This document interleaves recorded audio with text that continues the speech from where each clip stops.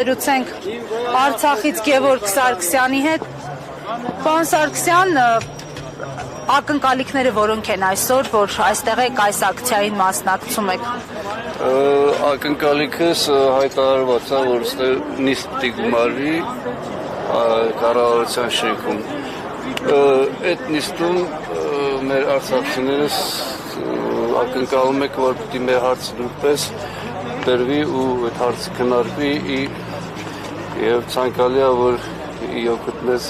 որոշում անվի։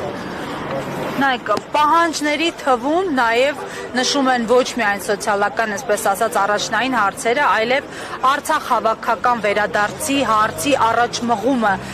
Որքանով է իրատեսական այսօր օրինակ այդ մասին խոսել եւ որ պարագայում եք դա հնարավոր համարում։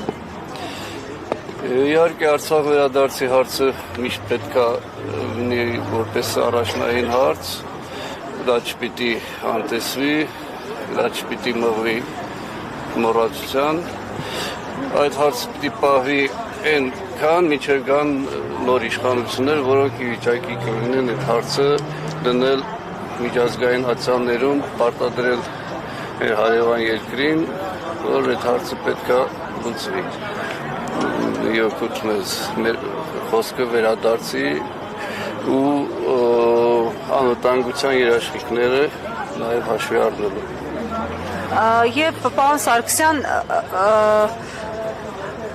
դուք որտեղից եք տեղահանվել, արդյոք այստեղ աշխատում եք թե ոչ, արդյոք անձնագիր փոխել եք թե ոչ, կապակցված խնդիրներ են դրա համար միասին հարցրի։ Ես ինքս Ստեփանակերտի բնակիչ եմ, Բեռնի տեղահանվել եմ սեպտեմբերյան իրադարձություններից հետո։ Որտեղից։ Ստեփանակերտից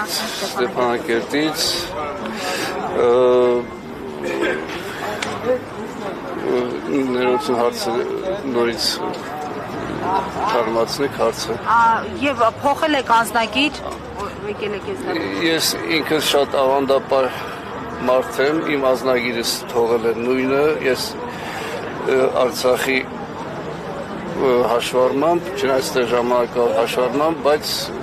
գտնում եմ, որ իմ անձնագրով ես նաև Հայաստանի Հանրապետության քաղաքացի եմ։ Աշխատանք գտել եք արդեն այդ անձնագրով նախկին այսպես ասած։ Ես ինքս ինքնազբաղ մարդ եմ, մասնագետ, նկարիչ եմ, ինքս աշխատատեղ չունեմ։ Ունեմ երբեմն ունեմ պատվեր, չեմ ունենում, տենց առիթ գործ եմ անում, բայց եթե մնամ իմ աշխատավարձի հույսին, առանց հիսունների ես չեմ պատկերացնում, որ պիտի գոյատևեմ։ Որովհետև վարձակալության հիմունքներով եք ապրում, հա։ Որովհետև ապրում եմ վարձով, ընտանիքով, 4 հոգով մի սենյակի մեջ։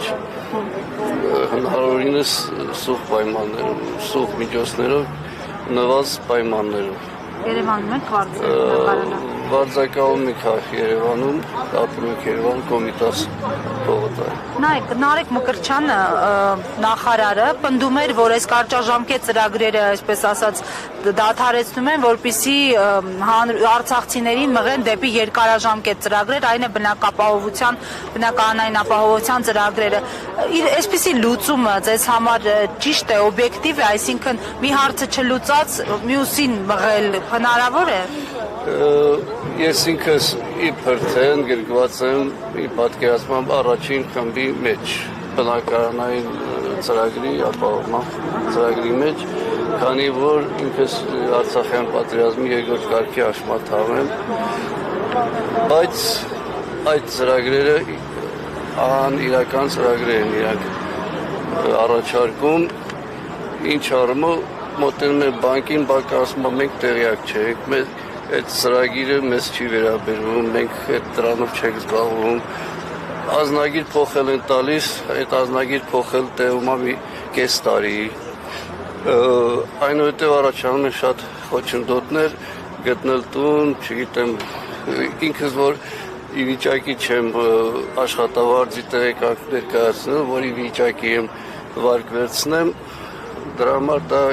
ինձ համար անիրական է, ես աշխատավարձ չեմ կարող ներկայացնել այդքան 500,000-ի, ասենք թե անիրական ծրագրերը այդ հարցը կգտնենք բնակարան, որտեղ կգտնենք Չէ, անիրական է ինքս այդ հարցով շատ ընդհատակյա խոչընդոտներ կա։ Մեր հարցերը ծրագիրը բարձրաբանված չի, լրիվ թակարդներ է։ Շնորհակալ եմ, պարոն Սարգսյան։